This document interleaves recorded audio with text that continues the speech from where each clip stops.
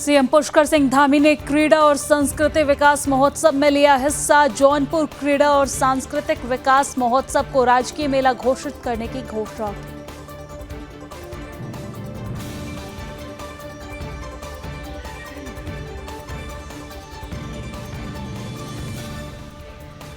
उत्तराखंड में एक बार फिर आईएएस और पीसीएस अधिकारियों के तबादले की खबर। सीनियर पीसीएस अधिकारी और पूर्व में हल्द्वानी की सिटी मजिस्ट्रेट रह चुकी ऋचा सिंह को बनाया गया हल्द्वानी नगर निगम का नया नगर आयुक्त।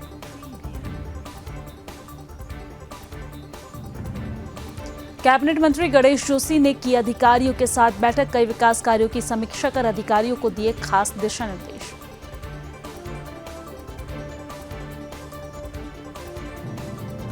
हरिद्वार के सिडकुल में गोली चलने की सनसनीखेज वारदात आई सामने। घर में काम कर रही युवती को युवक ने मारी गोली।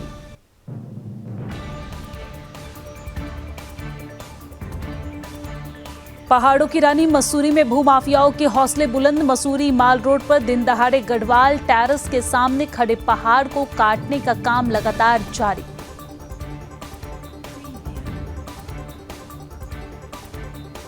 कुमाऊं आयुक्त एवं सचिव मुख्यमंत्री दीपक रावत ने किया जिला कलेक्ट्रेट का वार्षिक निरीक्षण के दौरान गलतियां मिलने पर लगाई अधिकारियों को लताड़।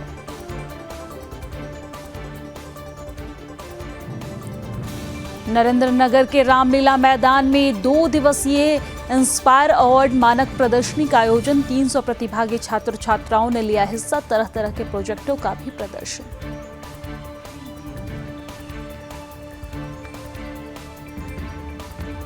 भूमाफियाओं से परेशान दिव्यांग ने लगाई प्रशासन से गुहार। मौका मिलने पर सीएम से मिलने की कही बात।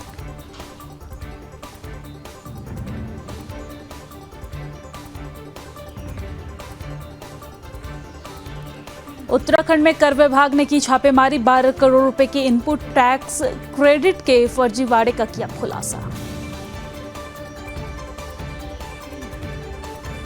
लालकुआं में कांग्रेस की पदयात्रा पर राजनीति शुरू। भाजपा और कांग्रेस ने एक दूसरे पर किया जुबानी हमला।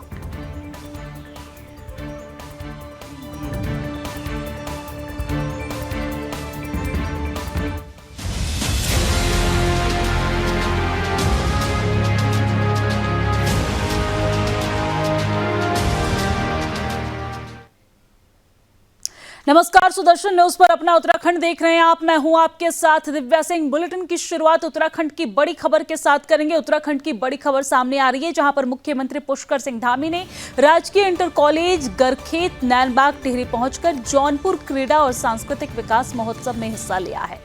इस दौरान मुख्यमंत्री पुष्कर सिंह धामी का समिति की ओर से जोरदार स्वागत किया गया है। सीएम को कोट और टोपी पहनाकर सम्मानित किया गया है। आपको जानकारी दे दें कि इस मौके पर मुख्यमंत्री पुष्कर सिंह धामी ने द्वारगढ़ से हिंगोती भद्रराज मंदिर तक 6 किलोमीटर मोटर मार्ग निर्माण, अगलाड़ और साथ ही साथ थिक्यूट मोटर मार्ग किलोमीटर 10 से टक्कर कुदाऊ खास कुदाऊ होते हुए स्वेलचक तक 4 किलोमीटर मोटर मार्ग निर्माण, गरखेत में हेलीपैड निर्माण, जौनपुर क्रीड़ा एवं सांस्कृतिक विकास महोत्सव को राजकीय मेला घोषित करने की घोषणा की है। इसके साथ ही मुख्यमंत्री पुष्कर सिंह धामी ने क्या कुछ कहा है, सुनिए। आप सभी के बीच में जहां भगवान भद्रराज हम सबको अपना आशीष प्रदान कर रहे हैं और आप सबके बीच में आकर मुझे बहुत ही यहाँ पर हर्ष की अनुभूति हो रही है। भाइयों बहनों, इस तरह के जो विशिष्ट आयोजन है, जब महोत्सव है, क्रीड़ा के महोत्सव है, सांस्कृतिक महोत्सव है, विकास की प्रदर्शनी है, ये हमारी सभी जो सांस्कृतिक धरोहर है। मैं अभी प्रीतम भाई से पूछ रहा था, हमारी बहनों ने कितना शानदार परिधान धारण किया हुआ है। उनके सर से लेकर नीचे तक घाघरा, जो इन्होंने हमारी पारंपरिक जो आभूष है, उस सब को पहनकर अपनी संस्कृति से जुड़ने का काम किया है। और ये सारे के सारे आयोजन जिसमें हम भाग लेते हैं, ये हमारी आने वाली जो भावी पीढ़ी है, उस भावी पीढ़ी तक हमारी विरासत को और हमारी संस्कृति को पहुंचाने का काम करते हैं और पीढ़ी दर पीढ़ी उसको बढ़ाने का काम करते हैं। अभी हमारे प्रधानमंत्री जी ने 9 नवंबर को राज्य स्थापना दिवस के अवसर पर हम सभी प्रदेशवासियों से अपील की है उन्होंने कि हमें अपनी संस्कृति से जुड़े रहना है, अपने बच्चों को बोली भाषा से जोड़े रखना है, यानी कि जो हमारी बोली भाषा है वो बच्चों तक भी पहुंचानी है। हमारी जो संस्कृति है वो बच्चे उसको आगे बढ़ाएं, उस संस्कृति का भी संरक्षण करना है। हमें अपनी जो पूर्वजों के दी हुई विरासत है उस विरासत को भी संजो कर रखना है। साथ ही आज जिस प्रकार से आसपास के विभिन्न गांवों के लोग इस महोत्सव में बहुत ही हर्षोल्लास से, खुशी से सम्मिलित होते हैं, उससे हम सब में एक आपस में स्नेह बढ़ता है, प्रेम बढ़ता है, अपनत्व की भावना बढ़ती है और ये हमारे सांस्कृतिक प्रागणता के लिए भी और सामाजिक समरसता के लिए भी ये बहुत महत्वपूर्ण भूमिका ऐसे महोत्सव निभाते हैं। मैं इस अवसर पर महोत्सव को सफलतापूर्वक आयोजित करने में जुटे हुए आयोजक मंडल के हमारे पवार जी, भंडारी जी, उनकी पूरी टीम और हमारे रोहित रावत जी, ये भी लगातार इनके बीच में और हम सब लोगों के बीच में समन्वय का काम करते हैं। मैं इन सबको बहुत साधुवाद देता हूं जिन्होंने आज मुझे भी आप सबके बीच में उपस्थित होने का अवसर प्रदान किया।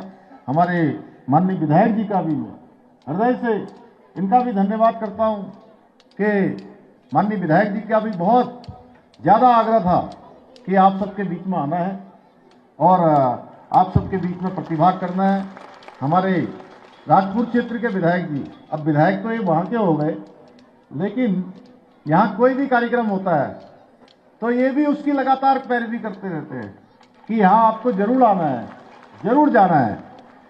तो भाइयों बहनों, उत्तराखंड की जो लोक संस्कृति है वो बहुत समृद्ध है और अपने आप में बहुत इसमें विशिष्टताएं हैं। और मैं सच बताऊं तो आप सबको यहां मैं देख रहा हूं तो मैं पिछले वर्ष जब लंदन गया था निवेश सम्मेलन में,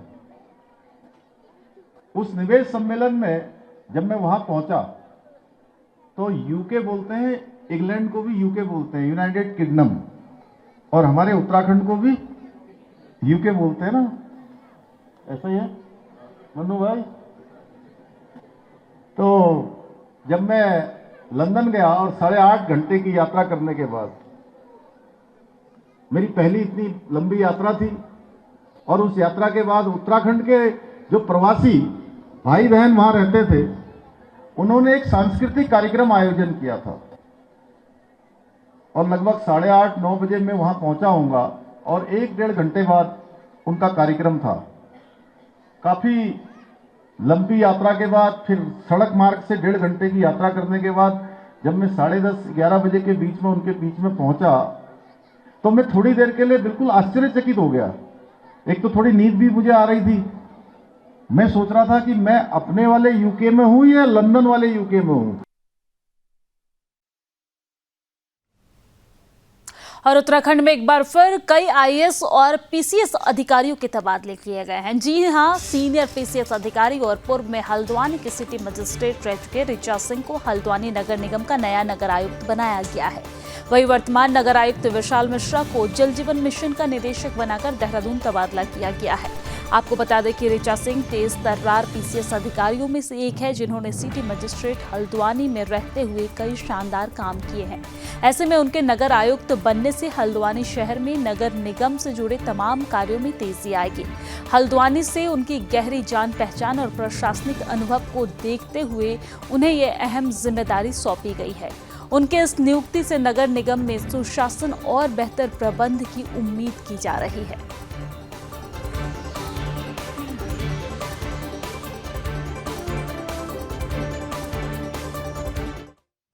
और अब आगे बढ़ते हुए बात कैबिनेट मंत्री गणेश जोशी की करेंगे, जहां पर कैबिनेट मंत्री गणेश जोशी ने देहरादून के हाथी बड़कला कैंप कार्यालय में अधिकारियों के साथ बैठक की है। बैठक में कैबिनेट मंत्री ने कई विकास कार्यों की समीक्षा की है और बैठक में कैबिनेट मंत्री ने मसूरी के अंतर्गत जल निगम और जल संस्थान के द्वारा किए जा रहे विभिन्न विकास कार्यों की समीक्षा भी की है। इस दौरान उन्होंने अधिकारियों से मसूरी में हुए कामों को लेकर रिपोर्ट भी ली है। बैठक में गणेश जोशी ने अधिकारियों को मसूरी में सीएम धामी की घोषणा के अंतर्गत आने वाले सभी कामों को निर्धारित समय सीमा के अंदर पूरा करने के निर्देश दिए हैं।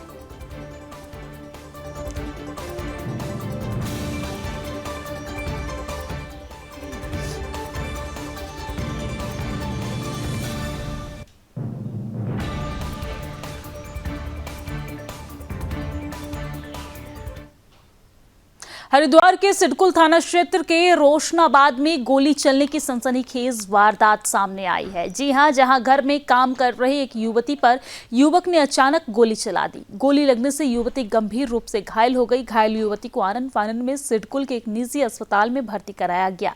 बाद में घायल युवती उत्तर प्रदेश के बिजनौर की रहने वाली ऐसा बताई जा रही है और रोशनाबाद में किराए के मकान पर रह रही थी।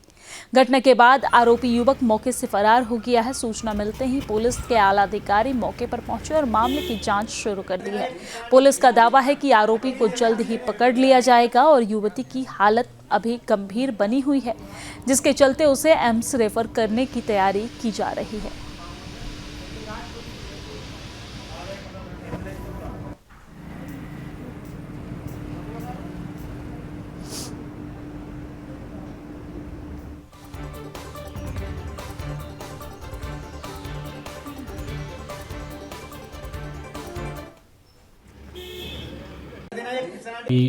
शाम के समय सटकुल थाना क्षेत्र में एक युवती जिसका नाम मीनाक्षी है अपने घर में काम कर रही थी।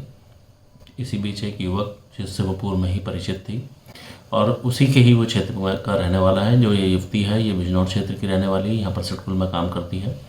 और ये लड़का अतुल ये भी उसी क्षेत्र का ही रहने वाला है, यहाँ पर ये भी काम करता है। और ये शाम के समय इससे और पूर्व में परिचित होने के कारण ये इसके पास आया और इसके द्वारा इसके सटा के गोली इसको मारी गई है। इसकी हालत काफ़ी गंभीर बनी हुई है। तत्काल हम लोग मौके पर पहुंचे थे।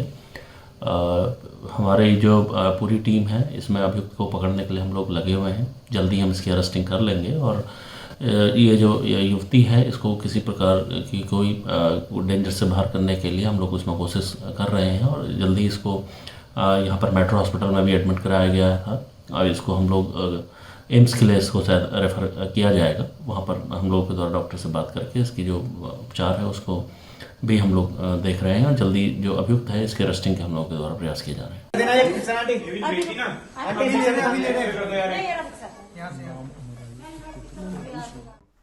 पहाड़ों की रानी मसूरी में भूमाफियाओं के हौसले दिन ब दिन बुलंद हो रहे हैं। मसूरी माल रोड पर दिन दहाड़े गढ़वाल टेरेस के सामने खड़े पहाड़ को काटने का काम किया जा रहा है। जी हां, पिछले दिनों मसूरी देहरादून विकास प्राधिकरण यानी कि MDDA ने सीलिंग की कार्रवाई की थी। इसके बावजूद भी रात के अंधेरे में भूमाफिया पहाड़ों को लगातार काट रहे हैं, जो कि अब चिंता का विषय बन चुका है। मसूरी SDM अनामिका सिंह ने इससे पहले भी मसूरी पुलिस और खनन विभाग को अवैध रूप से पहाड़ को काटने के काम को तत्काल प्रभाव से रुकवाने के निर्देश दिए थे, लेकिन संबंधित अधिकारी इस DM के निर्देश को नजरअंदाज करने का मामला और काम कर रहे हैं। मामले को लेकर सामाजिक कार्यकर्ता ललित मोहन काला ने SDM मसूरी को शिकायत पत्र देकर तत्काल प्रभाव से पहाड़ को काटने के काम और निर्माण को रोके जाने की अपील की है। उन्होंने कहा है कि अगर जल्द ही भूमाफियाओं के पहाड़ काटने के काम को रुकवाया नहीं गया और उनके खिलाफ सख्त कार्रवाई नहीं की गई तो जल्द ही प्रदेश भर के पर्यावरणविद और प्रकृति से प्रेम करने वाले लोगों के साथ मिलकर वो जिलाधिकारी का घेराव करेंगे।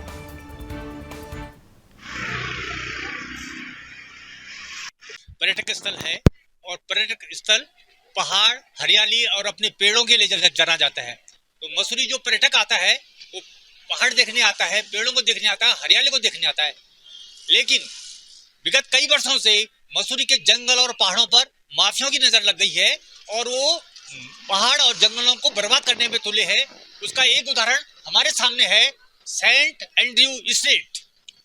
ये गढ़वाल टेरेस होटल जो सरकारी होटल है उसके ठीक सामने है। इस पर बिल्डर्स के द्वारा, जो मसूरी का एक माफिया भी बन गया है, उसके द्वारा पहाड़ काट करके रात के अंधेरे में पहाड़ को काटा जाता है। जब दुनिया सोती है, जब मसूरी वासी सोते हैं, उस समय यहाँ पहाड़ की कटिंग हो रही है अवैध रूप से। जब शिकायत की गई तो एमडीडीए द्वारा पहले तो चालान किया गया और लगातार चालान करने के बाद भी पहाड़ खोदा जा रहा था, तो एमडीडीए द्वारा इसको सील कर दिया गया है। लेकिन आज देख रहे होंगे वो सील टूटी हुई है और दूसरी जगह से मलबा गाड़ियों के द्वारा बाहर फेंका जा रहा है। यही शिकायत जब हमने उत्तराखंड के खनन विभाग देहरादून से की, तो खनन विभाग के अधिकारी यहाँ आए। और चलिए अब आगे बढ़ते हुए कुमाऊं क्षेत्र की बात करते हैं। कुमाऊं आयुक्त एवं सचिव मुख्यमंत्री के जो सचिव हैं वो दीपक रावत ने नैनीताल में जिला कलेक्ट्रेट का वार्षिक निरीक्षण किया है।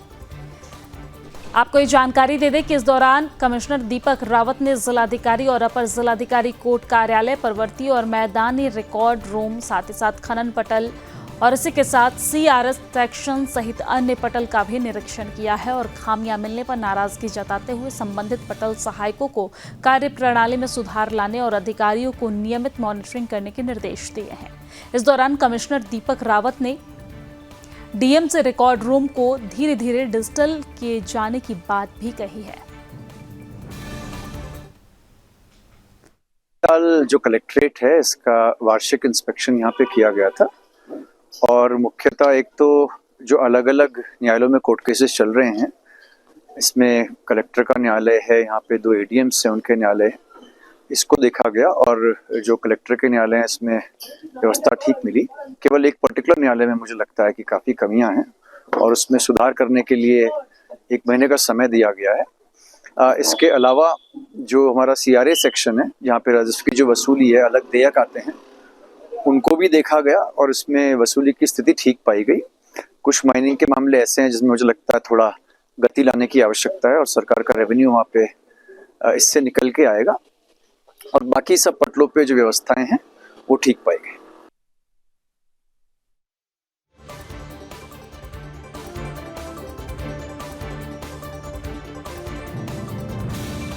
और अब बात नरेंद्रनगर की। नरेंद्रनगर की रामलीला मैदान में 2 दिवसीय इंस्पायर अवार्ड मानक प्रदर्शनी का आयोजन किया गया है और इस दौरान प्रोजेक्ट प्रतियोगिता में कक्षा 6 से लेकर कक्षा 10 तक के बच्चों ने अपनी सोच पर आधारित प्रोजेक्ट्स का निर्माण कर शानदार हुनर का प्रदर्शन किया है। कार्यक्रम के मुख्य अतिथि और जिला मुख्य शिक्षा अधिकारी शिव प्रसाद सेमवाल सहित कई अन्य ने दीप प्रज्वलित कर कार्यक्रम का शुभारंभ किया है। 2 दिनों तक चलने वाले इस इंस्पायर अवार्ड प्रतियोगिता में टिहरी के 9 विकास खंडों से 300 प्रतिभागी छात्र छात्राओं ने हिस्सा लिया है, जिसमें 10% यानी कि 30 बच्चे राज्य स्तरीय प्रतियोगिता के लिए चुने जाएंगे और इस दौरान बच्चों ने बताया है कि उन्होंने अपनी सोच के आधार पर प्रोजेक्ट्स का निर्माण किया है और इस प्रतियोगिता में उन्होंने एक दूसरे के प्रोजेक्ट्स देखकर बहुत कुछ सीखा है। यही नहीं, भारत सरकार के विज्ञान एवं प्रौद्योगिकी विभाग के सौजन्य से आयोजित होने वाले इस कार्यक्रम की बच्चों ने भी जमकर प्रशंसा की है।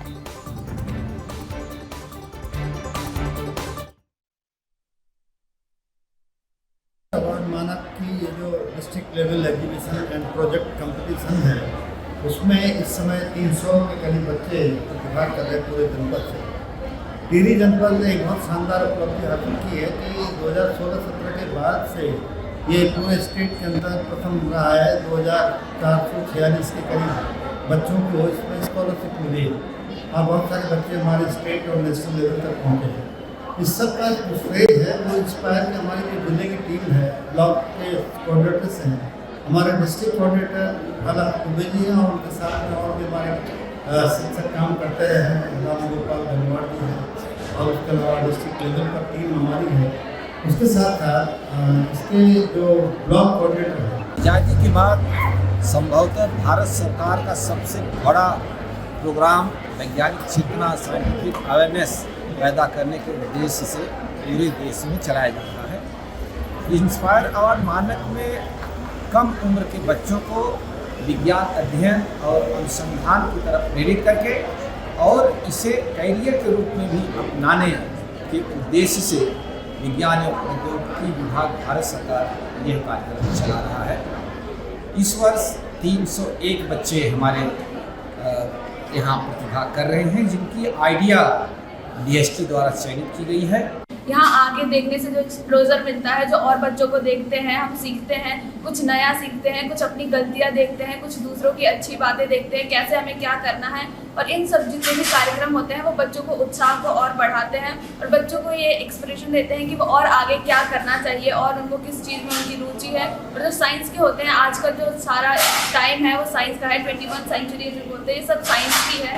आज हम नगर पालिका नरेंद्र नगर में जिला स्तरीय इंस्पायर अवार्ड में भाग लेने आए हैं और यहाँ पर कुछ बच्चों के नए नए मॉडल्स हैं जिसको देखकर हमें सीख मिलती है। और आज का पूरा युग साइंस का है, तो हमें साइंस से रिलेटेड कई चीज़ें।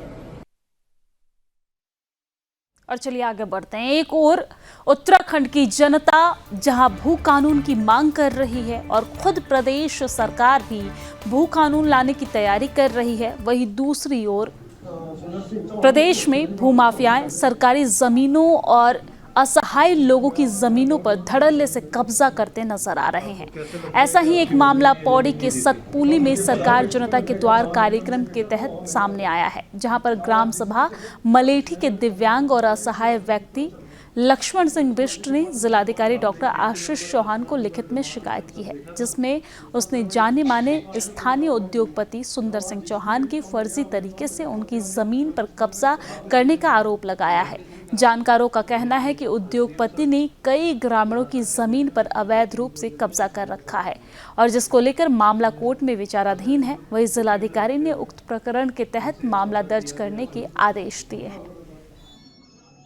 वो तो पुलिस खुद इन्वेस्टिगेट कर ही लेगी। तो आपको स्वरूप दसमाना जी सुंदर सिंह चौहान पे मुकदमा क्यों नहीं कर रहा? पता ही नहीं। गरीब ग्राम मलेठी सर, मेरे साथ ऐसा मेरी मम्मी ने और मेरे चाचा ने वो कहीं ऊपर बेचा था। सन 2010 की बात है। ये मेरे ख्याल 16 नाली एक जगह है, 16 नाली जमीन वहाँ बेची थी और एक हमने इधर बेची थी, ये धौलदार वाली जो दोनों रोड है, चौनकोट गेट। अब मेरे साथ ऐसा हुआ, मेरे को पहले पता नहीं लगा इस जमीन के बारे में।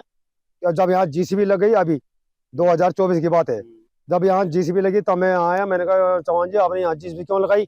तो इन्होंने मेरे को बोला आपने ये बेच रखी है। तब मैंने कहा इनको, मैंने कहा बोला कि मेरे को रजिस्ट्री दिखा दो। तो मेरे को वृद्धाश्रम ले गए, साथ में मेरे भाई लोग थे। तो इन्होंने उस टाइम चौहान जी ने बोला सॉरी गलती होगी मेरे से, आपकी कोई रजिस्ट्री नहीं है, कोई बात नहीं है, आपने 3 लाख रुपए पकड़ने तो मैं इसको देने को तैयार हूँ। हमने इसमें मना कर दिया। फिर उसके बाद सुबह मेरे को इनके लड़के का फोन आ गया 8 बजे 8:30 9 बजे करीब, कह रहे ये रजिस्ट्री मिल गई है। तो मैंने कहा इसमें किसकी रजिस्ट्री है? तो इन्होंने मेरे को बोला आगे एक तो आपके चाचा है, जो मेरे चाचा का स्वर्गवास हो गया, आज 4 साल हो चुके हैं।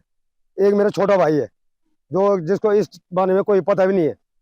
तो हमने कहा ठीक है, हम इनको हंगर पे दिखा दो, सैन सुनोगे। तो उसमें वास्तव में है सैन, पर ये नहीं पता इसमें जो रतन सिंह गवाह है वो कोई रतन सिंह कोई गवाह नहीं है हमारा, उसको पता है। ये मेरा गांव का है, वो जो कि घर पे रहता भी नहीं है, बहुत कम आता है और गांव में सबको पता है। ये आदमी गांव में अपने घर से बाहर कभी जाता भी नहीं है, कभी आता है और ये रखा। और इन्होंने पता नहीं किस हिसाब से क्या क्या किया चौहान जी ने, सुंदर सिंह चौहान जी ने, मेरे को कोई पता नहीं। मेरे को जब यहाँ GCB लगी तब मेरे को पता लगा, तब मैं यहाँ रोते रोए आया। मैंने मेरी जमीन में पूरा GCB लगा रखी थी। गाँव में हो सकती है सब। क्या मैं तो कुछ नहीं करता साहब, मैं घर पे रहता हूँ, है ना। मैं दूसरे के मकान में, मेरे पास मकान भी नहीं है और 3-4 हजार में होटल में काम करता हूँ मैं। और मैं विकलांग हुआ, मेरे घर वाले भी दिव्यांग है।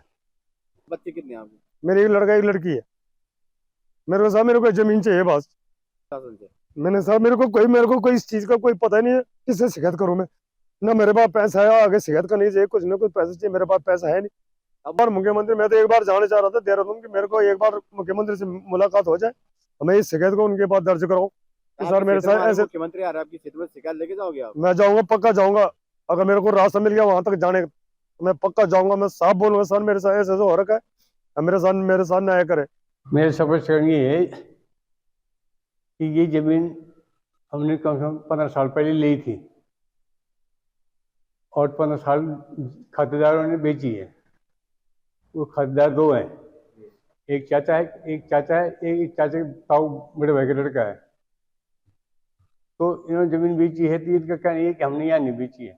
तो हमको जो बताया गया था हमें तो पता नहीं खेत का है, कौन से खेत का है। बंजर जमीन थी जिसमें झाई झंगार जाएंगे, आज तक खेत का पता नहीं रखते। तो हमने किसी की जमीन, अवैध जमीन किसी की, जो हमारे रजिस्ट्रेशन के नंबर है उन्हीं में कागज है। इस पर्टिकुलर मैटर को जैसे ही मेरे संज्ञान में आया, मैंने एसडीएम सतपुली को निर्देशित किया, वो शीघ्र इसमें जांच रिपोर्ट जो जब हमें देंगे और जो नियमानुसार आवश्यक कार्रवाई की जाएगी की जाएगी।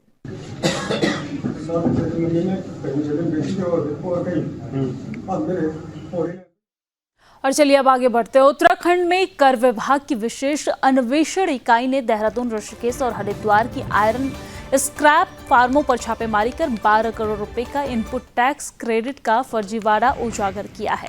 अपर आयुक्त गढ़वाल जोन PS डुंगरालिया और संयुक्त आयुक्त अजय कुमार सिंह के नेतृत्व में 5 टीमों ने ये कार्रवाई की है। जांच में सामने आया है कि कारोबारी फर्जी बिलों के जरिए ITC का लाभ उठा रहे थे। हालांकि कार्रवाई के बाद स्क्रैप कारोबारियों ने गलती स्वीकार कर 81 लाख रुपए जमा कर दिए हैं। विभाग ने फर्मों के दस्तावेज कब्जे में लेकर जांच शुरू कर दी है। मामले को लेकर PS डुंगरियाल ने बताया है कि जल्द ही 1 करोड़ रुपए की वसूली किए जाएंगे और साथ ही साथ उन्होंने ये भी बताया है कि GST चोरी करने वालों के खिलाफ सख्त अभियान चलाकर कार्रवाई की जाएगी। ये क्या वो 20 लाख के दायरे से बचने के लिए करते हैं, क्या करते हैं?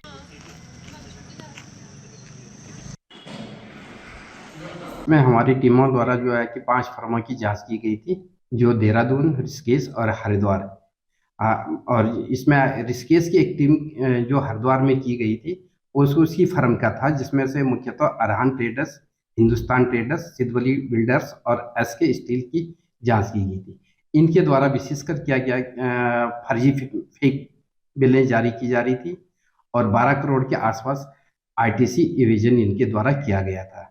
जांच के समय में हमारे अधिकारियों के द्वारा 70 लाख के आसपास जमा भी कराया गया है और इसकी विस्तृत जांच बियंसा इकाई देहरादून द्वारा की जा रही है।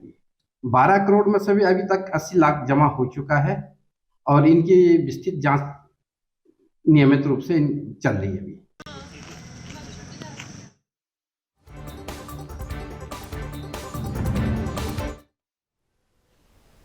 और इसी के साथ अपना उत्तराखंड की खबरों में फिलहाल के लिए इतना ही, लेकिन देश और दुनिया की तमाम खबरों के लिए आप देखते रहिए सुदर्शन न्यूज। जय हिंद।